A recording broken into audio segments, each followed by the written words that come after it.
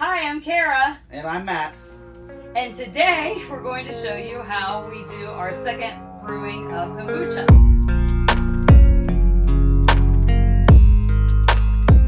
We've already done the first step of fermenting. So what you want to do with clean hands or tongs or whatever you want to use, you're going to get the Pellicle and the Scoby. So about 2 cups of the liquid and this gelatinous looking mass.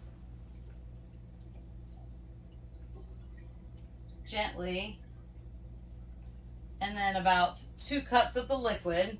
There's multiple layers on ours because we've done several different brewings with it. When it starts to get super thick, then you can divide it, you can give it to a friend. Right, and then we're going to pour the rest into here. And we're doing 3 flavors. So we're doing, the first flavor is a Cranberry Almond. And that's actually Matt's favorite flavor that we've tried so far.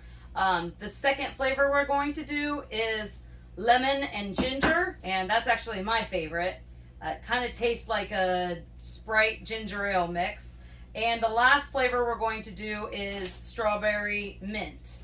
And this will be a new flavor for us. We have done strawberry by itself before, but we haven't done the mint in it before, so we're going to try that out today. These bottles do really good for the second ferment. The way that they are shaped and they have the thicker glass helps build the carbonation up. We did get them on Amazon. I can leave a link below if you're interested in them. We're going to start with the Cranberry Almond flavor. And we actually have dried cranberries. You can use fresh. We're going to put about a tablespoon of dried cranberries and just a tiny splash of the almond extract. The first time we made this, we put too much almond extract and it was very strong. So just a dash. We like to put a teaspoon of raw cane sugar in with that. And we'll do the same for the second bottle. And then we're going to start with our second flavor. These we will allow to stay closed and leave on our counter. It's very controversial whether you should burp the bottles or not. And what I mean by that is let the gas escape. We have not had an explosion, but I tend to only ferment ours for about 48 hours as long as it's warm outside. If it's cold outside, then you probably are going to have to ferment it longer. This is something that we do like to do together so we can experiment with new flavors and tastes. Funny story, when we first got, we call our Scoby and Pellicle Scooby. So when we first got Scooby in the mail, I pulled it out of the plastic and he said, "Ew, what's that? That looks disgusting." It looked terrible. Yeah. He was not willing to try it. We had also tried kombucha from the store, which a lot of people do enjoy that. I think it tastes like straight vinegar and it was horrible. So for the longest time, we were not even willing to give kombucha a try. So for some reason, we just decided to do it, and it's probably become one of his favorite drinks. Yeah, it is. It's very delicious. And he drinks less soda when we have this on hand. And when you're filling these, you want to only fill them to about the neck of the bottle, because if you fill it any further, you're not leaving any room for carbon dioxide buildup. After we fill ours, I like to just turn them upside down and back forward just to make sure the sugar and the fruit that we put in is thoroughly mixed. And then we'll set these here. We put them in a place where we see every day so that we can check on them. So now we'll try the second flavor. The lemon ginger flavor depends on your liking. If you like strong ginger ale or ginger beer, then you may want to use a lot more ginger. We are going to use fresh ginger. You really don't want to use powdered ginger for this. You want to use fresh ginger. So I'm going to use about a half of a teaspoon of grated fresh ginger. And we're probably going to see how much juice is in this lemon, but probably about a teaspoon of lemon juice, so that we may only need one.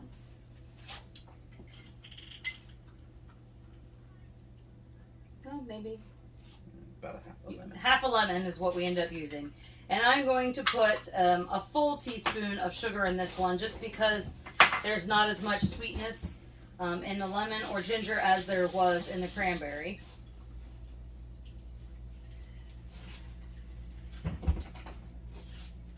Top that one off.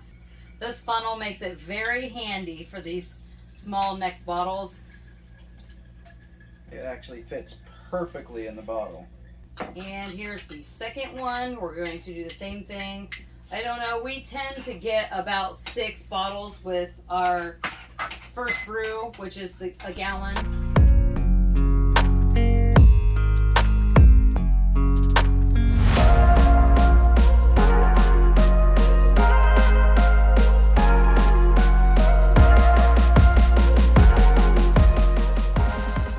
Again, I'm just gonna turn the bottle over just to make sure it's all mixed through.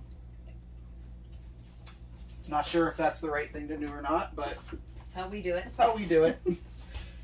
All right, Okay, the last flavor. I'm gonna grab another one of these. That's what it is. This is our new flavor that we have not tried. This flavor we're gonna do is strawberry mint, and the mint we have is actually from our hydroponic garden. Which we are loving so far having. It saved us trips to the grocery store. And when I want just a piece of lettuce on a sandwich or something like that, then I always have it. I'm gonna do 1 mint leaf, but I'm gonna actually take the mint leaf and break it into a couple pieces, just so the flavors can thoroughly mix through. I'm going to do a little less than a half of a teaspoon of sugar in that one, just because the strawberries are pretty sweet. So the longer you leave these to ferment, the bubblier that they will get and the less sweet they will get.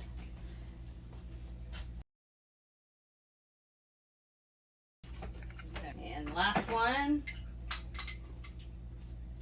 And I actually like to drink the kombucha without any flavorings, and you can do that too, certainly. The very first time we tasted the kombucha, I thought it tasted like lemon tea, which was interesting because there was no flavors put into it. It was just our Scooby and water, tea, and sugar.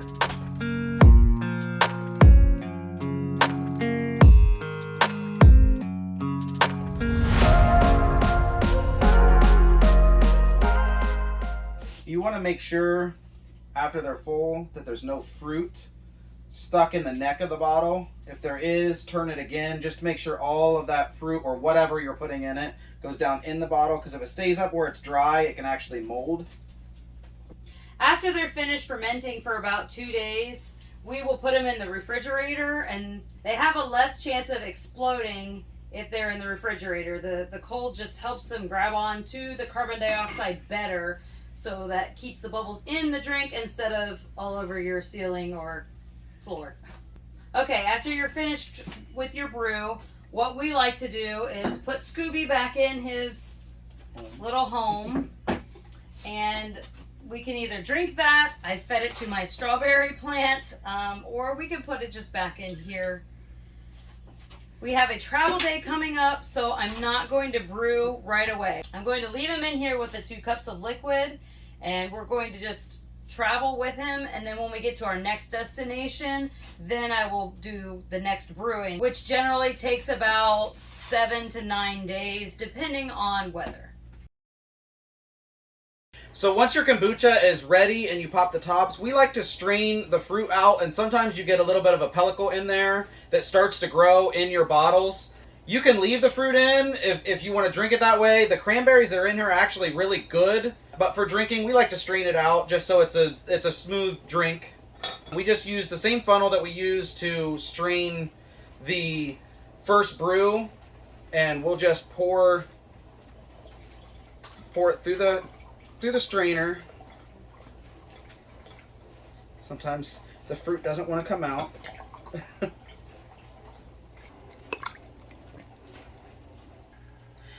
So the cranberries are in here. They actually make a nice snack, or we actually will save them and give them to the dogs for treats. They love them.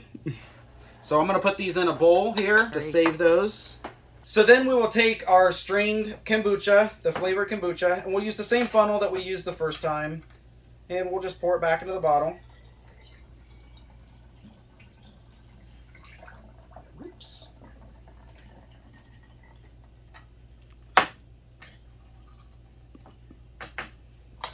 And we'll seal the bottle, and we'll just go ahead and put them in the fridge.